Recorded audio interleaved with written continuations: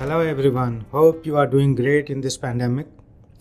सो pandemic के दौरान एक बहुत बड़ा सवाल जो उठता है कि पैंडेमिक में सेल कम हो रही है, पैसे कम है, वर्किंग कैपिटल की बड़ी मारामारी है एंड जो माल बिक भी रहा है उसमें भी पैसे नहीं आ रहे हैं. सर्विस सेक्टर या मैन्युफैक्चरिंग सेक्टर, ट्रेडिंग सेक्टर, हर जगह एक ही हाल है.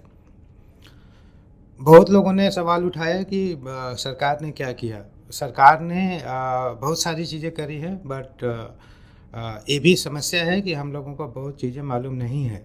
सो आज इन्हीं में से एक बहुत इम्पॉर्टेंट टॉपिक जो कि वर्किंग कैपिटल फाइनेंस कैसे करवाएं या क्या मैकेनिज्म अवेलेबल है उस पर थोड़ी चर्चा करते हैं. सबसे पहले मुझे ये श्योरिटी के साथ मालूम होना चाहिए कि आप लोग एमएसएमई का मतलब समझते हैं. एमएसएमई का मतलब micro small and medium enterprises होता है. 2020 के पहले इनका definition and category investment and turnover के बेसिस पे हुआ करता था. एंड आप कौन सी कैटेगरी है, मैन्युफैक्चरिंग है या सर्विस है, उसके ऊपर डिपेंड करता था. बट 2020 से service and manufacturing everything has been equalised. So ना माइक्रो का मतलब ये होता है कि 5 करोड़ के नीचे के टर्नओवर हो, स्मॉल का मतलब 50 करोड़ के नीचे का टर्नओवर हो और मीडियम का मतलब 250 करोड़ के नीचे का टर्नओवर हो. Accordingly respectively the investment limits are 1 crore, 10 crore and 50 crore. So सबसे पहला काम कि यदि आप इस कैटेगरी में बिलोंग करते हैं, फॉल करते हैं, तो आपको एमएसएमई में रजिस्ट्रेशन करवाना बहुत ज़रूरी है. देन ओनली जो बेनिफिट्स हैं एमएसएमई के आप उसको उठा पाएंगे. क्या बेनिफिट्स हैं, रजिस्ट्रेशन कैसे करना है उसकी चर्चा भी थोड़ी सी शॉर्ट में कर लेता हूँ. तो सबसे पहले आप उद्यम registration.gov.in पे जाइए, वहाँ पे रजिस्टर करिए. पैन और अपना आधार नंबर वगैरह जो भी फैक्ट्री मैनेजर या ओनर होगा उसके रेफरेंस से आराम से हो जाता है. किसी भी इंटरमीडिएट या प्रोफेशनल की ऐसे ज़रूरत नहीं है. कोई सपोर्ट चाहिए तो definitely you can ask, but कोई चार्जेज या कुछ कुछ करने की ज़रूरत नहीं है ऐसा. एक बार आप रजिस्टर हो जाते हैं फिर आपके लिए कुछ कुछ लिक्विडिटी ऑप्शंस खुलते हैं. फॉर एग्जांपल आज जो मैं चर्चा करने वाला हूँ, आज मैं एक जो एक्सचेंज बना है, बिल डिस्काउंटिंग एक्सचेंज, जिसको ट्रेड्स बोलते हैं, TREDS, that is trade receivable electronic discounting scheme, right. So इसमें क्या होता है कि आप कोई भी सामान बेचते हैं या सर्विस देते हैं, उसका इनवॉइस रेज करते हैं और जो भी आपका रेसिपिएंट ऑफ सर्विस या बायर है वो इस बिल को अप्रूव करता है उस एक्सचेंज पे.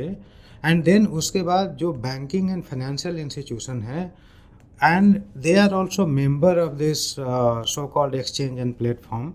So once your buyer approves and say that yes I have taken the service or the material from this person, तो एक approved invoice हो जाता है.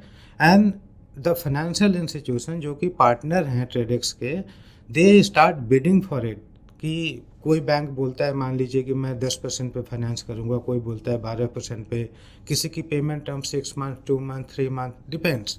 सो there can be multiple factors and multiple facilities and the differentiator basis which एक entrepreneur decide कर सकता है कि मुझे किसके साथ अपनी फाइनेंसिंग करनी है.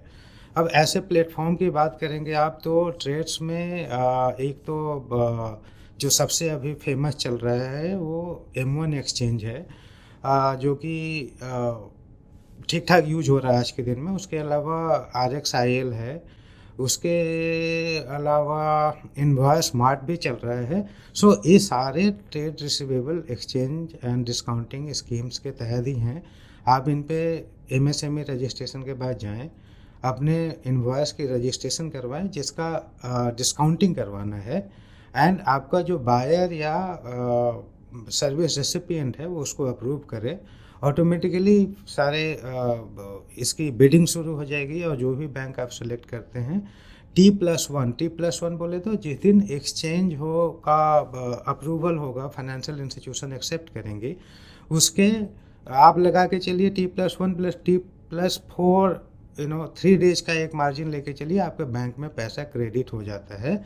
एंड इसमें जो ध्यान देने वाली बात यही है कि जो भी आप टर्म्स एंड कंडीशन बैंक के साथ, फाइनेंशियल इंस्टीट्यूशन के साथ साइन करते हैं, you should abide by that. And you should make sure कि आपका जो भी सर्विस रेसिपिएंट या बायर है वो किसी तरीके से कोई गलत चीज़ ना करे, पैसे लेके भागने की कोशिश ना करे। आपकी लायबिलिटी मिनिमल है, वो बिल्कुल ठीक है, but you should maintain a good relation, good repo. जो भी किसी भी कोई भी एक्ट आपका जो आपके प्रीवियस हिस्ट्री को या प्रीवियस बाइंग सेलिंग या ट्रेडिंग एक्टिविटी को हैम्पर करे, ऐसी कोई चीज़ ना करें। इतनी ऑब्लिगेशन हर जगह आपको देखनी पड़ेगी, इतनी लेनी पड़ेगी। तो ट्रेडेक्स की हमने चर्चा करी। I hope you find this very very useful, because working capital finance सबसे बड़ा प्रॉब्लम है आज के दिन में, बिकॉज पैसे टाइम पे नहीं आते कहीं से, that is the problem. So number 1, आप MSME में उद्यम रजिस्ट्रेशन करवाएं, UAM नंबर लें। उसके बाद आप ट्रेडेक्स पे जाके जो भी इनवॉइस डिस्काउंटिंग करनी हो उसको आप रजिस्टर करें। एंड इस तरीके से आपकी जो डिले पेमेंट की प्रॉब्लम है सप्लायर बायर से या सर्विस रेसिपिएंट से, वो बहुत आराम से ख़त्म हो सकती है। Interest rates charge by this institutions are also on the lower side as compare to normal कोई NBFC या कहीं और से आप पैसा उठाएंगे तो। So friends, I hope you like this video and you do solve some problem for your business, and that is the core objective of posting this video. Keep subscribing to my channel and like it or not, but I am sure it is going to help you for your business. Thank you so much. See you in next video with a commitment that I am going to come with one more option to how to raise money for MSME class and how you can keep yourself floated. Thank you.